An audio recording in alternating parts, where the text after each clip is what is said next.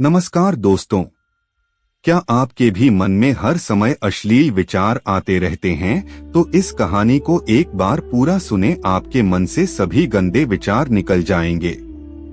एक सन्यासी जिस दिन सन्यास लिया, उसी दिन एक वैश्या की मृत्यु हो गई। दोनों के शव एक ही स्थान पर रखे थे। देवदूत स्वर्ग और नरक से आत्माओं को ले जाने आए।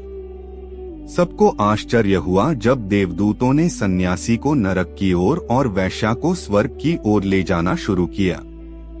सन्यासी ने तुरंत कहा, रुको, यह क्या उल्टा पुल्टा हो रहा है? जरूर आपसे कोई भूल हुई है। मैंने सन्यास लिया है, ईश्वर की पूजा की है, और यह स्त्री तो वैश्या थी। यह कैसे संभव है कि मुझे नरक और इसे स्वर्ग मिले? देवदूतों ने विनम्रता से कहा, ऊपर से जो आदेश आया है, हम उसी का पालन करते हैं।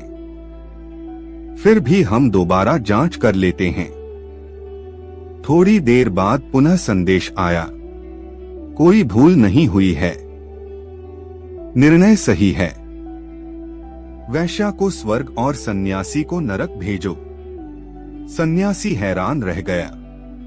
उसने कहा, कम से कम इतना तो बताओ कि ऐसा क्यों हुआ? देवदूतों ने उत्तर दिया, सन्यासी तो मंदिर में रहता था, पूजा भी करता था, पर उसका मन हमेशा वासना, ईर्ष्या और मोह में उलझा रहता था।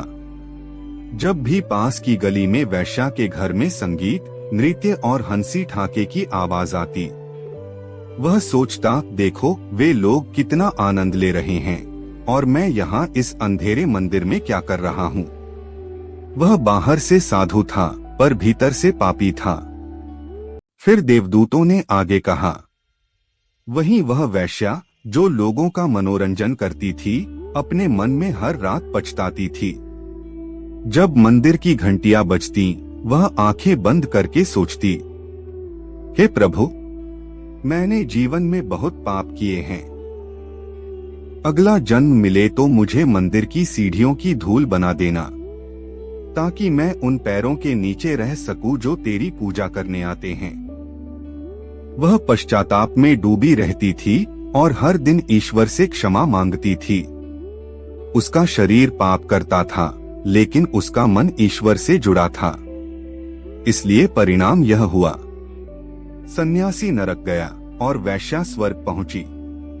दोस्तों, मनुष्य को उसके बाहरी रूप या कर्म से नहीं, उसके विचारों और भावनाओं से आंका जाता है।